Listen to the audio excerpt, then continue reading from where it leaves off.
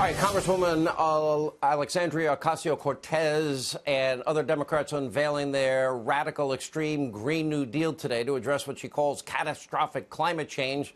The world's going to end in 12 years. Oscario, I'm calling her. Anyway, here to get the latest on whether this is the right decision based on the right science. He's the Competitive Enterprise Institute Senior Fellow, Christopher Horner, weatherbell.com Chief Meteorologist, our friend Joe Bastardi. Okay, Chris, let's start with you. You've written a number of books on the subject.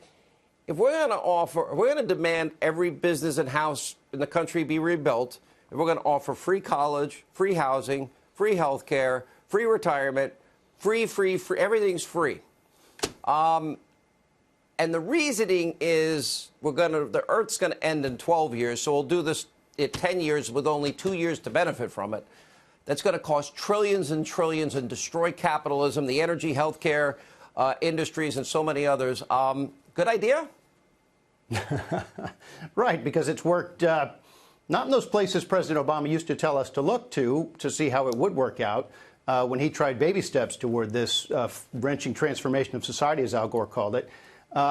We used to be the only ones not doing it. Now we're told, well, we'll be the first.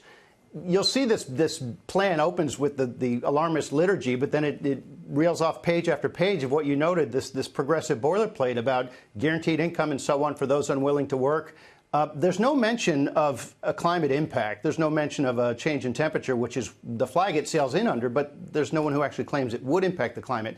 This is about the fundamental transformation. You'll see in the Washington Post tomorrow a scathing editorial pointing out that you're trashing the enterprise of the climate industry here by going off on your massive project. Meanwhile, they claim it would cure these social ills. It would exacerate badly all of them through energy poverty. The 1970s, killing jobs, energy poverty, and so on. Joe, the 70s was the nice new ice age is coming. Then global warming, the Earth has the temperature and it's going to explode in a number of years that passed already. Now we just say climate change, but it's really predicated on what? A battle against capitalism, that the premise that man on Earth is pillaging the planet for profit? Well, first of all, H.L. Mencken, who was a Democrat, said it correctly. The urge to save humanity is almost always a false face for the urge to rule it. And I think that's what you're seeing here today. What gets me is, and I wrote a book on it, as you know, Sean, you're dragging the majesty of the creation, weather, climate, all these things I've loved since I was a kid, being dragged through the mud. It's the weaponization of weather, the weaponization of climate, the idea that the average person doesn't know what happened in the 70s or the 30s or the 40s or the 50s, like people like me. What they do is they simply take advantage of it. And, you know, I almost have to laugh at it now because you would have to sell your soul to that world to understand that world. And that's exactly what's going on here. It's really not that much.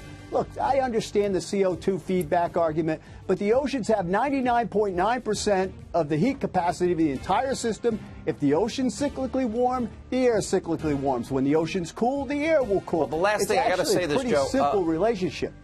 You know every storm. You have studied weather. And, Chris, you have studied this. People need to pay attention a little bit to what you're saying. Thank you both.